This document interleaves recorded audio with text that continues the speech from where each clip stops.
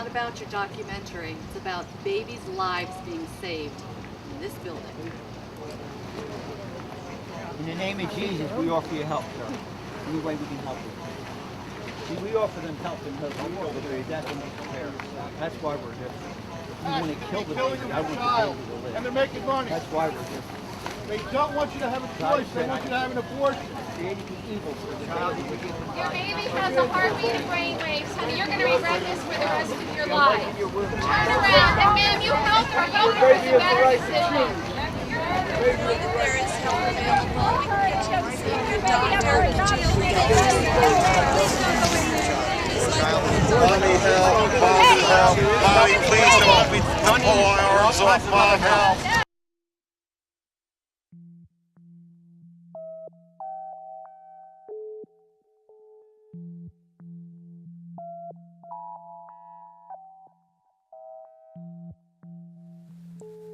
In the United States, at least half of all women will experience an unintended pregnancy in their lifetime.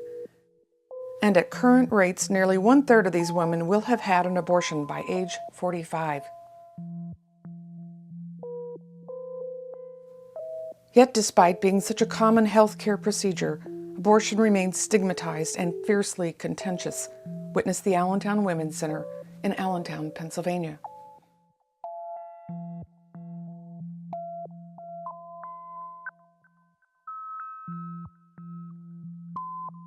Since 2004, staff and volunteers work diligently to protect women's constitutional right to choose abortion and to access the center for their services. Outside the center, anti-abortion activists invoking their constitutional rights to free speech and to express their religious beliefs speak for the unborn and offer help to women to continue their pregnancy.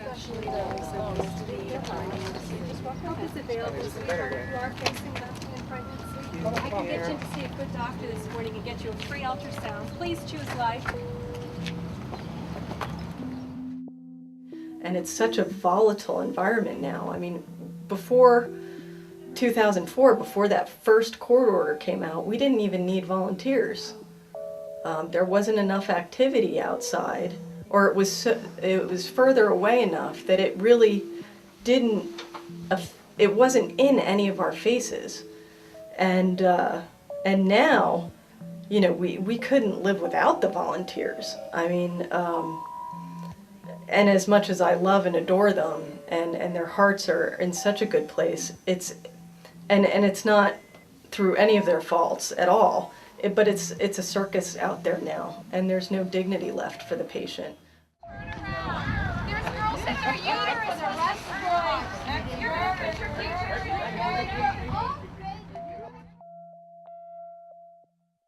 The 1973 landmark decision Roe v. Wade marked the beginning of political and personal debates for and against legalized abortion.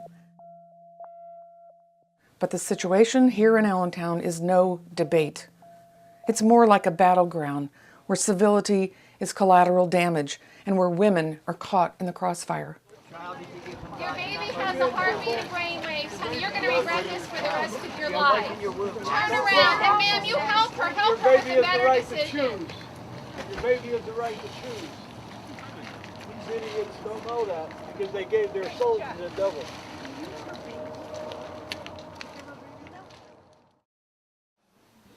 I've worked here for almost 14 years, and when we found this property on Keith Street, it seemed ideal at the time because the little 14-foot street in the back, which is Keith Street,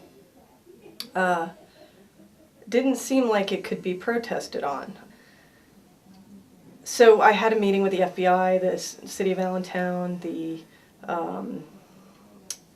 City of Allentown Police Department and the State Police, and we discussed it. And the police department said that they shouldn't be allowed to protest there because it's too narrow, it's not safe. You cannot be in this when we are in it. I'm interrupting the funeral. Is that Your signed an agreement, sir, saying you wouldn't do it. Excuse me. Are you the police?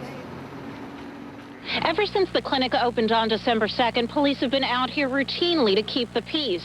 They've got a difficult job, though. They have to make sure the clinic can stay open and operating, but at the same time, they're required to protect the demonstrators' First Amendment rights to speak out.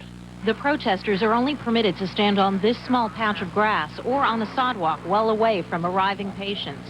Those who defy police and stand in the middle of the alley between the entrance and the parking lot risk arrest. We can't allow people to occupy the street, so we're allowed to restrict activity. We're not telling them that they can't protest. We just need to designate the areas that they can do so, and do so safely. You're prepared to get arrested for this? Yes, ma'am. Why? Because I feel so strongly about it. I feel God is calling, and I'm just answering yes. Predictably, Philip Pongratz is arrested, but this won't be the end of it, because the clinic has signed a 10-year lease. In Allentown, Claudia Gomez, Fox 29 News. But the picketers refused to leave Keats Street, defending their rights to free speech and religious expression.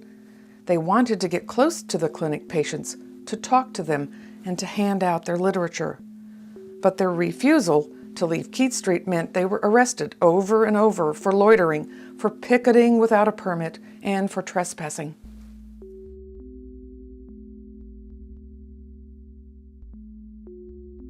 Then they sued the city of Allentown. And it went to federal court, and we were subpoenaed. It was excruciating because they just tried to get as much information as possible from us.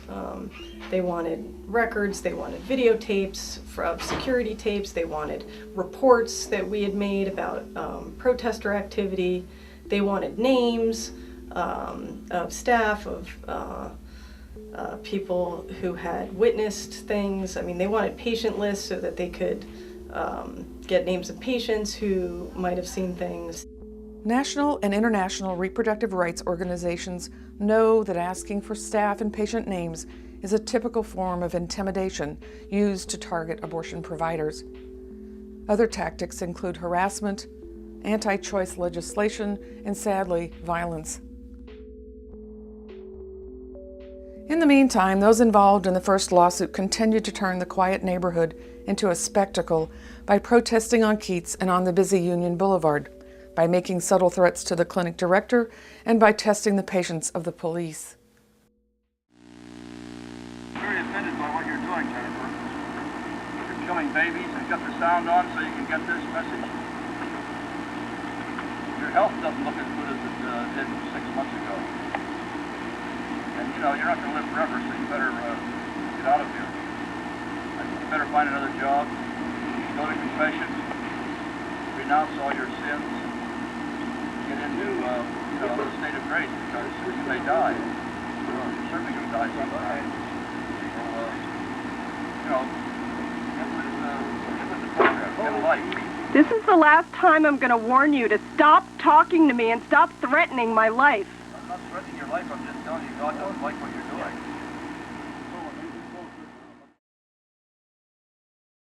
The court process was excruciating. We had to drive to Philadelphia several times.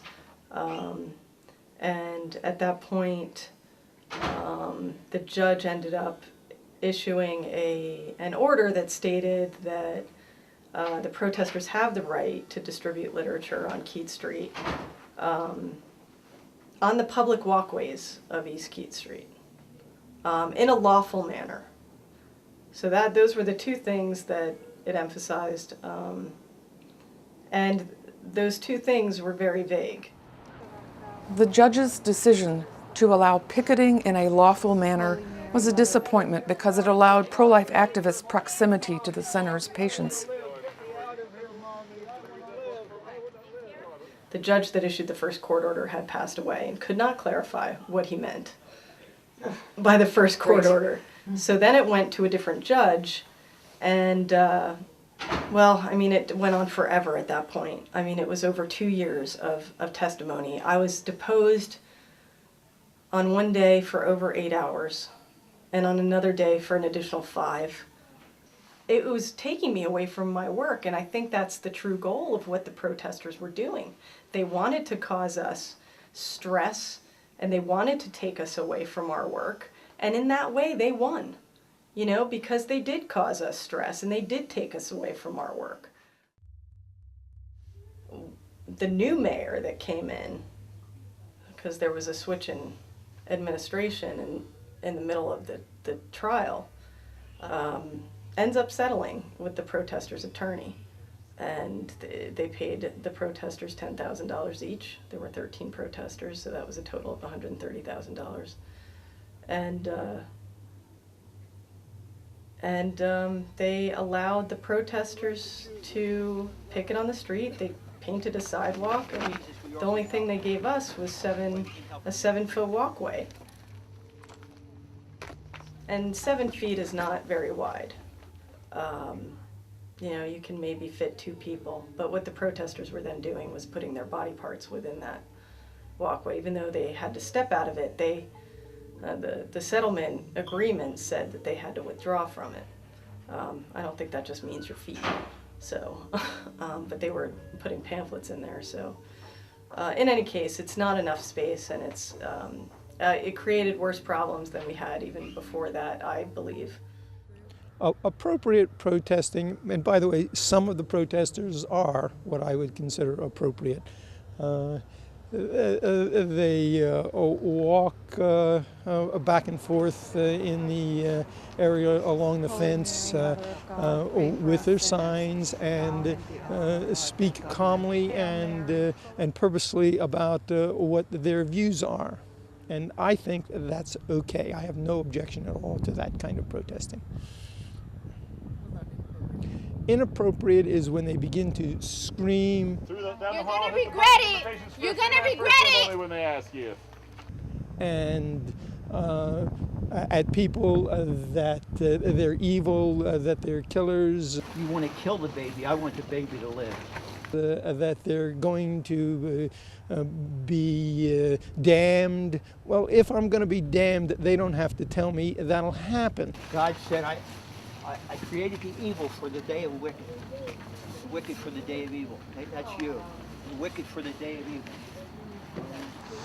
That just stands reality on its head. I mean, it kind of shows, I don't know what color their sky is, but it is not the same color as everybody else's sky. And I think one of the important things that volunteers do is to show the face of a community that is supportive of women getting the treatment they want, you know, and not abusing them, not name-calling them. That sort of thing I've seen happen. They just make things up. Oh, you'll get breast cancer if you have an abortion.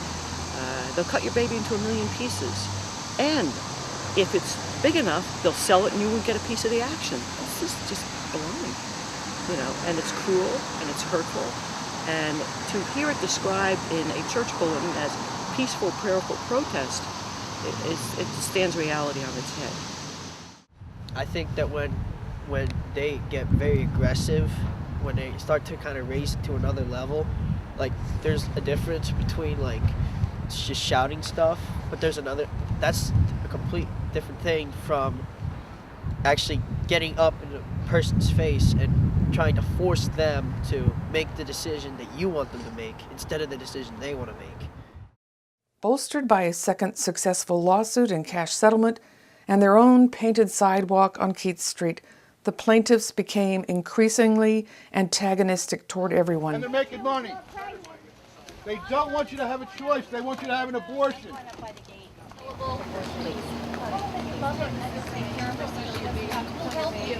God is very offended by abortion. God is very offended by abortion, Kate. And everybody who's going to be watching your stupid film. The settlement had just been put in place, and protesters were not abiding by the agreement. I mean, they're putting their limbs in the walkway as we're trying to get past. I mean, we're still having problems there. And so so at that point, he said to me, and I asked him, how are we going to enforce this? How are you going to handle this when these protesters violate the settlement agreement? He said, we're not spending any more money on this. And if you want to pursue private prosecutions, you hire your own attorneys to do that. We're not going to do anything unless someone gets hurt. And I was appalled, and I was speechless at that point. There was nothing really I could say. And dismayed, discouraged. So at this point, you know, It's just kind of, you know, are we going to stay or are we going to go? And while the protesters escalated their attacks against staff, volunteers, and the film crew, the escorts responded in kind with mockery and sarcasm. Oh, okay. Oh, so if the escorts stand in here all the time, I can't be here? Right now. Okay, I can't be in there now. But he's not. I can't be in here now. Out of the walkway, he should be out of the walkway. I'm not allowed to be in here now? Step out of the walkway. Because she was here? Now he's allowed to be in the walkway. Mom, please don't let them pull my arms and legs off. Mom, they're tearing me apart. Laugh, don't laugh, don't laugh. You're an idiot.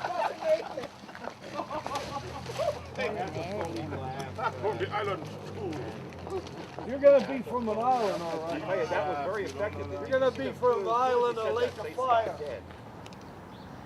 The principles of the Bible are followed when they're not specifically saying something about, in this case, abortion. But there's many instances in the Bible that says that life begins inside the womb. John the Baptist, filled with the Holy Spirit, while in his mother's belly, leaped in his mother's womb. These are principles that you carry forth in today's society. The Bible is the authority for everything. Just because it doesn't have something detailed specific, you can still follow the principles of the Bible. It says, be fruitful and multiply. Don't abort your baby, but have children. It says, get married. Don't go through fornication and have premarital sex. It says, be married and have children. But you go and take women and encourage them to have abortions. You're going against the principles of the Bible. When have I encouraged anyone to have an abortion? Well, you're escorting them in and trying to get them in that door and not turn them away. They're doing something that's going to affect them for the rest of their lives. They're making the wrong decision. And those children are dying inside their womb. So not turning them away is encouraging them. You know that you're encouraging this activity to take place. You are escorting women through that door as fast as you can. You're doing everything to intimidate people around here that are trying to talk to these women and give them alternative things to do. They're trying to do the right thing for these women, and you are not. Why are they trying to talk to the women? I don't understand. Why are you trying to talk to women? Why are they trying to talk to women? Well, if you would research the facts, many of these women are coerced into doing the abortion. Even doctors. But why are you trying to talk to the women? Because this is the best thing for them. I gave you the analogy of drinking poison. This is the best thing for them. You go talk to women afterward, and they tell you that their world is rocked because of abortions. A lot of them do. A good number of them do. All they're trying to do here is give them alternatives. Do you think what you do at the clinic by screaming stuff helps? Or did you stop that? My Your megaphone thing. Yeah, well, my preference at the clinic would be to have one person talk. Like one of those women especially. You know, like Kate or Maggie. Yeah. I would love to have just that one person talk. Okay. But that is canceled out as soon as somebody interrupts her. Now, all somebody like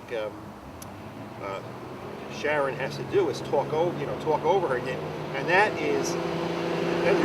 that talk is canceled. After that, my second preference comes into play. Which is? And that is that I think the mother is walking into the gate of hell. You know, I think she's walking in there to torture somebody to death. So at that point, I want that gate of hell to sound like the gates of hell. Oh. Screaming and hollering and shooting it. So I shout like crazy with the megaphone, and the escorts shout louder. Especially Matt, he has a great voice. Yeah. And so it sounds like chaos, which is my second preference. You think that's good for people? Good for your soul? Yeah, I want that woman to remember. Isn't that kind of punitive? Yes, yeah, punitive. That's it. Yeah, you like that? Yes. You know, there was also one patient who actually ended up taking them up on an offer to go to a doctor and get an ultrasound, which we do ultrasounds on every patient anyway. But you know, after she came here, she went with one of the protesters. You know, she talked to them, and they took her to Muhlenberg Hospital, where they gave her some care, you know, some, you know, not even really prenatal care. I mean, they just got an ultrasound done, and I guess they paid for that. And she said, you know, what they said sounded really nice, but it just wasn't reality. She said it, you know, the more I thought about it, the more they didn't get about what was going on in my life. You know, she said, I just couldn't do it. And she ended up coming back and getting her abortion, you know. But I asked her about her experience with the protesters. I mean, she said they were nice people.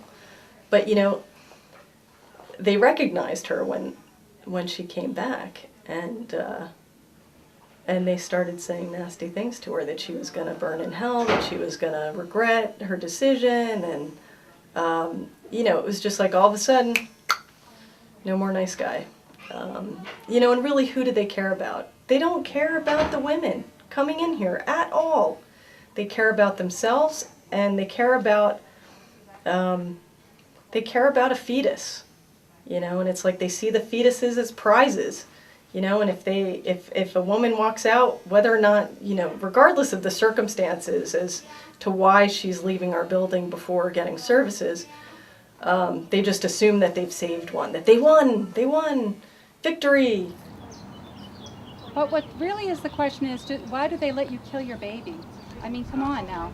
Why do we not recognize life in the womb as a person? Why doesn't that child have protection anymore in our country? That's the real question, not why am I here, but why doesn't your child have protection? Why? Why? Why are you so flip about you can kill your baby? I don't get it. I mean, the city really didn't even look at the clients. They didn't even consider them at all. All they saw was, you know, a war between, you know, two sides of the abortion issue. You know, they just saw two sets of activists fighting with each other. They really didn't take the position of the patient. There was no patient to testify. And one of the things that the city's attorney had kept telling me was that if there was a patient that would testify, it might help quite a bit. And, you know, it's just very difficult, you know, because it's such a private decision. It's a complex, you know, complicated decision. I mean, women don't want to go around talking about it to strangers and risking being judged because there's so much stigma attached to abortion. The city naturally assumed a laissez-faire position with the picketers' rights to hand out pamphlets that compared dog abuse with the child abuse of abortion, linked abortion to breast cancer, labeled abortion the American Holocaust, and misrepresented the risks of abortion. You know, one of the things that we've done to try and combat the in-your-face tactics of the protesters is to have a moving wall, you know, and the escorts, the volunteers use tarps, and they hold one tarp on either side of the walkway, and it helps kind of as a moving wall for the patient. And it, you know, it is effective in terms of keeping the visuals out, which are very graphic and disturbing sometimes, in terms of the pictures that the protesters carry. And it's not depicted, it's not accurate. I mean, it's not what we do here. You know, they're showing pictures of bloody 36-week fetuses, you know, babies, really. I mean, you know, and they're, you know, they term it baby, whatever. But, you know, that's what they are showing. You know, that's not what we're doing here, and it's not accurate, and it's not fair to the patient. But by June 2008, the use of the tarps angered 3 picketers, so they sued the city of Allentown, the chief of police, the Allentown Women's Center, and the center's executive director, claiming a conspiracy to block their constitutional and civil rights to freedom of speech and freedom of religion with the use of tarps, human scrums, and non-verbal vocal noises. They asked for compensatory damages for the deprivation of their rights and their attendant suffering, emotional distress, and other harm. And yet I wondered about the patients' rights and their emotional distress when they were the target of these plaintiffs. And I don't think many people out there in the community get it. I think if they came here and they saw what the women had to deal with, they would be appalled. You know, I've talked to city officials about it. I've talked to politicians about it.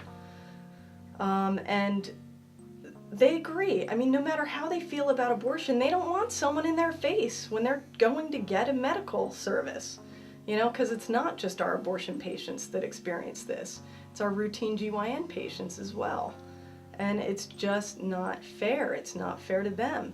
And I find that what the police department's saying, what other people are saying who don't get it are, well, it's abortion. It's a controversial issue. You work here, you should expect that. By paying the protesters and allowing them the proximity, they've now found out everything about us that they could possibly find out. And how, I don't know. Private investigators, whatever. They're picketing my house. They've sent letters to all my neighbors.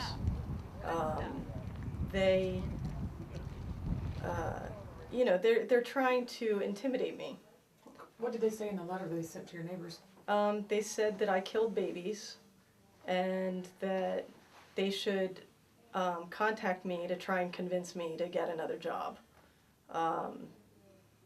They said something like, you might have seen this woman in her Jetta and dressed nice, and she's an attractive young woman, and but you know, she has a horrible profession. And by the way, she also says she's Catholic, and you know, you should be appalled by this, and we're going to contact her parish. And I mean, it was just, they published a phone number that, you know, was not my phone number, and I pity the poor person whose phone number it was, but you know, but they published my name and address, and you know, encouraged people to come out and tell me what they thought. Well, people came out and told me what they thought, but it wasn't that they didn't support what I do for a living. You know, really, in neighborhoods, there's a certain level of decency among neighbors, and you know, it doesn't really matter what they feel about abortion. They don't believe that another human being should do this to someone who does work in an abortion clinic or to anyone else. So they were appalled by the behavior of the protesters, and you know, so there were a couple times where my neighbors were sent letters by different groups or individuals against what I do, and now I get picketed monthly, and now they found out who the doctor is. I mean, the doctor's worked here for over 10 years, and just now they've found out. They've said that they've used their money from the city to hire private investigators, and they're saying you can run but you can't hide, you know, or the doctor can run but he can't hide. You know, what is the purpose of those comments? You know, it's to threaten, it's to intimidate. What's the purpose of telling the neighbors? They're trying to humiliate, they're trying to frighten and intimidate. And it's, you know, it's just something that we shouldn't have to deal with.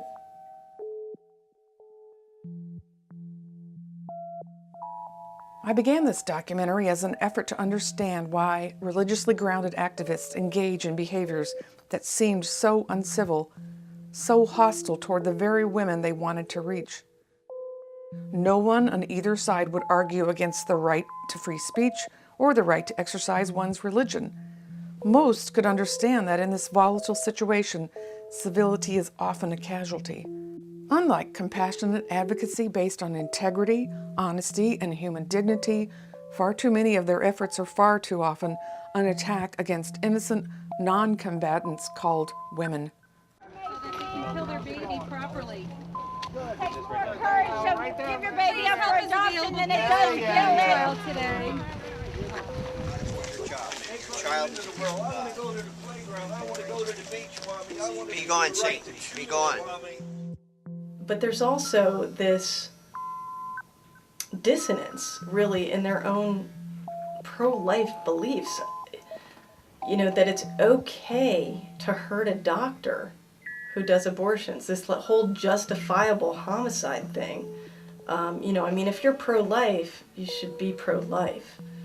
But there are many pro-life people who support violence against reproductive health care providers.